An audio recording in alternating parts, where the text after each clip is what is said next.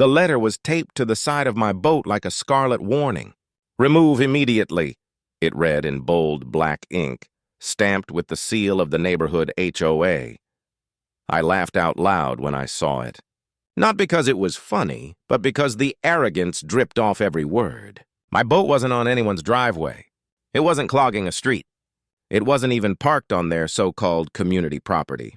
It was anchored right where it had always been, on the lake. My lake. That's the part they didn't know yet. The HOA had been on a power trip for months, sending out citations for grass length, barking dogs, holiday lights that stayed up too long. Now they had decided that my old but well-kept fishing boat was an eyesore, something they could bully off the water. They didn't ask. They demanded. What they didn't realize was that while they controlled a handful of houses with iron-fisted rules, I controlled the very water their exclusive neighborhood fishing club used every weekend. Every fish they bragged about catching, every photo they posted online with their rods bent against the sun, that all came from my lake. I read the notice again, chuckled, and tucked it into my pocket. They wanted to play games of power? Fine. They were about to discover that they'd picked the wrong man, in the wrong place, with the wrong property rights. Before we go on, hit subscribe, so stories like this reach you first. Because what happened next shook that HOA to its core. And when the dust settled, my boat was still floating proudly, but their fishing club was gone forever. I've lived near this lake most of my life. To outsiders, it probably looks like just another patch of water tucked behind a neat row of suburban houses. But to me, it's much more than that.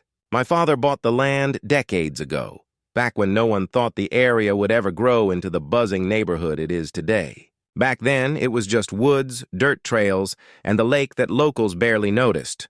He was smart, though. Instead of selling off every acre, he held on to the lake and a few surrounding parcels. Over the years, developers came sniffing around, eager to build, pave, and profit. My father sold portions carefully, piece by piece, enough to give us comfort, but never the heart of it. The lake stayed in the family name. That was non-negotiable.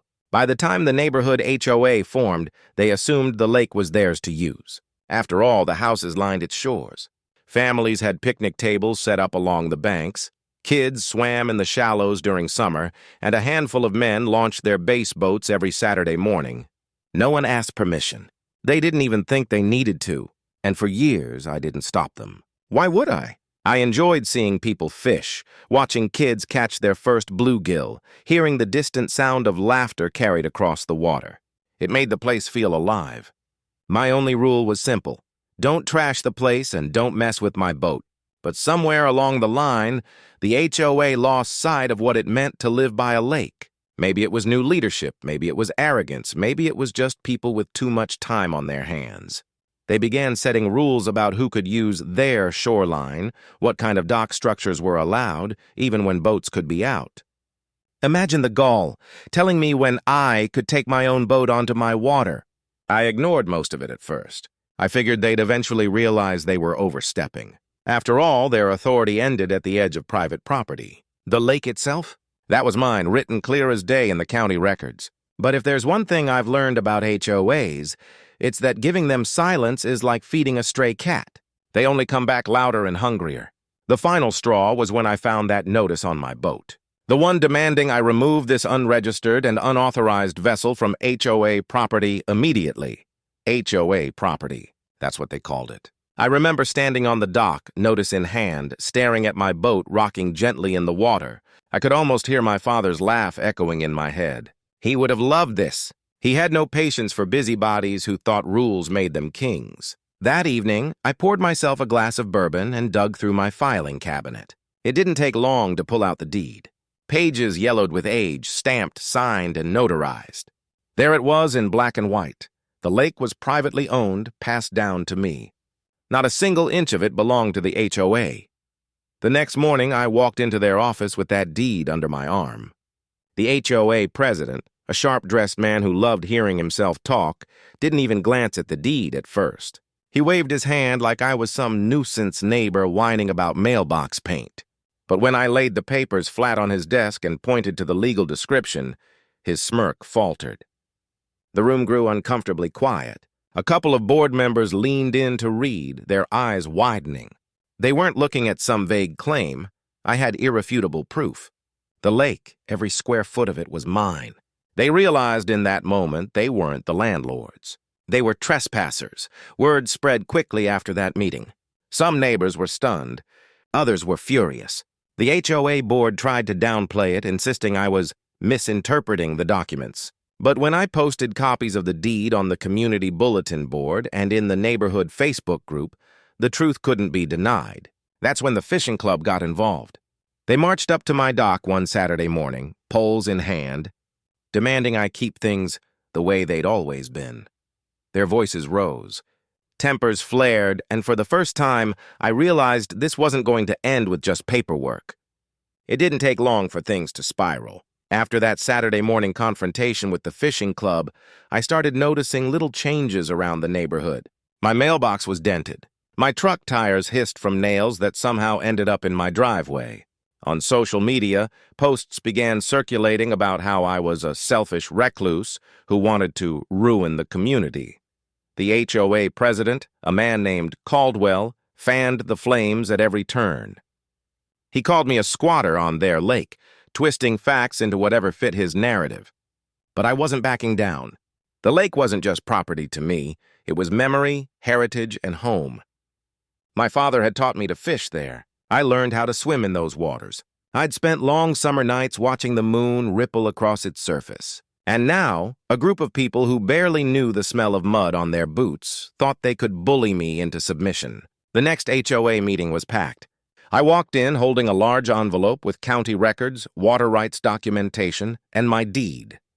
Caldwell sat at the front table, smug as always, gavel in hand. When it came time for public comments, I rose. "Ladies and gentlemen," I said, holding up the papers, "I've been accused of parking my boat on HOA property. I'm here to clarify something. This lake doesn't belong to the HOA. It doesn't belong to Caldwell." "It belongs to me."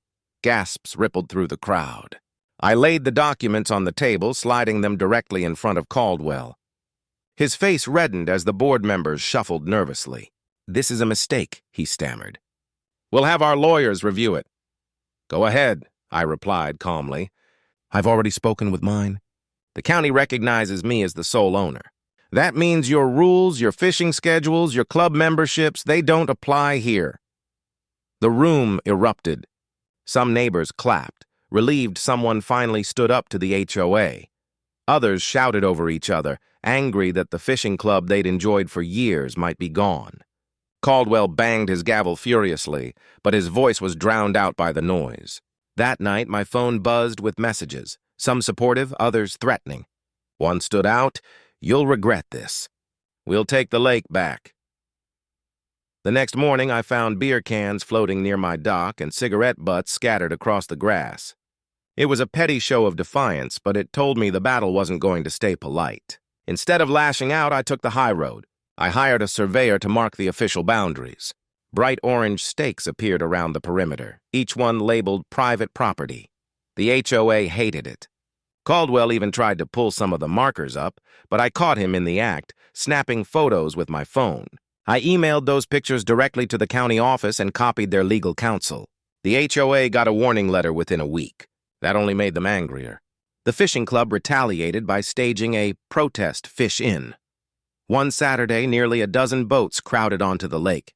Music blasted, lines tangled, beer bottles clinked. It was chaos. But I didn't confront them. Instead, I called the sheriff's office and calmly explained that trespassers were on my private property. When deputies arrived, they were polite but firm. They asked every boat to leave.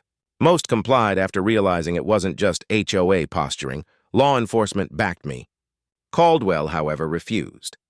He stood on his deck, shouting at the deputies about community rights, until one of them threatened to cite him for disorderly conduct. The club disbanded that afternoon, muttering angrily as they trailered their boats away. I thought that might be the end of it. I was wrong. A week later, I received a certified letter from the HOA's attorney demanding that I sign over an easement granting permanent access to the lake. They offered me a laughably small sum, as if I'd sell my birthright for pocket change. I mailed back a one-sentence reply. Offer rejected. Stay off my property. That's when the smear campaign went into overdrive. Flyers appeared on doorsteps calling me a lake thief. Caldwell wrote a newsletter accusing me of ruining property values. Online, people painted me as the villain of the neighborhood. Strangers shouted insults when I jogged down the street. But for every enemy, I found an ally. Some longtime residents approached me quietly, shaking my hand and thanking me.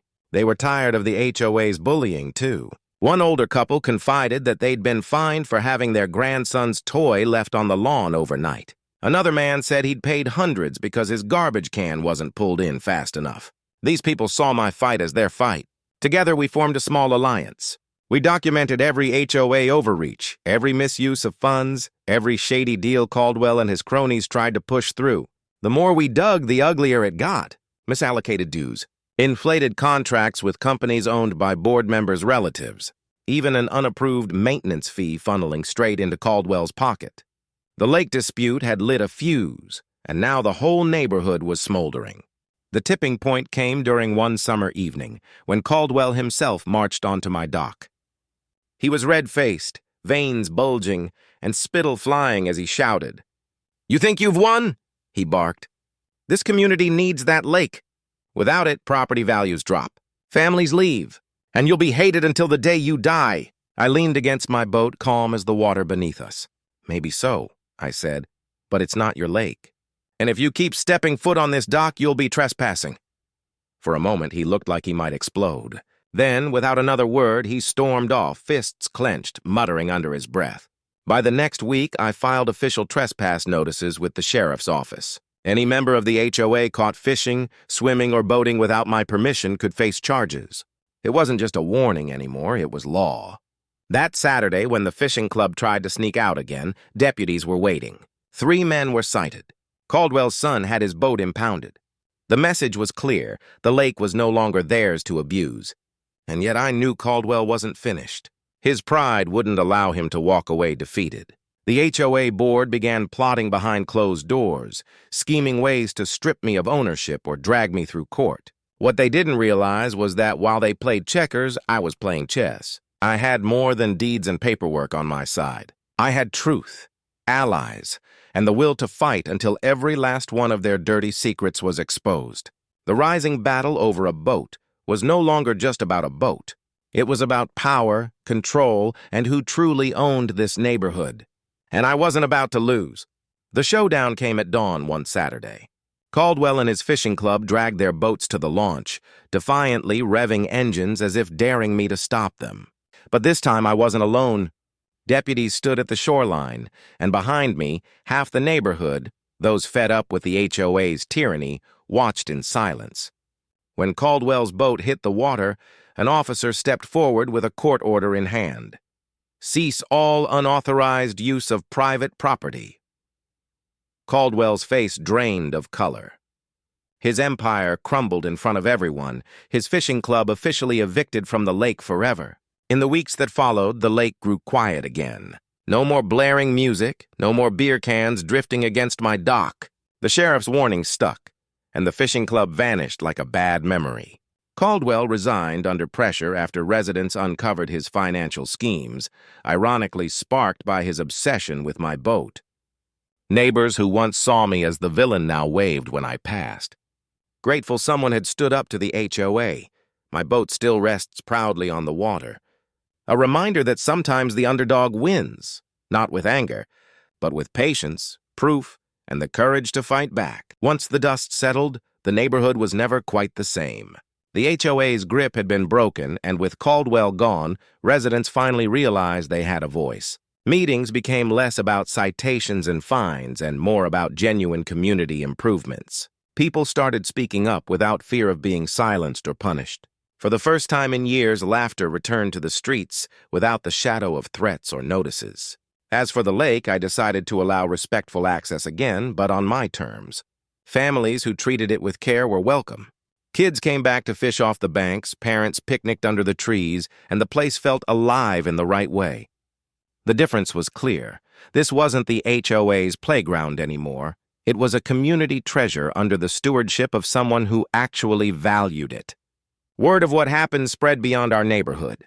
Friends from other towns called to ask how I stood my ground. Some even admitted they wished they had done the same against their own HOAs.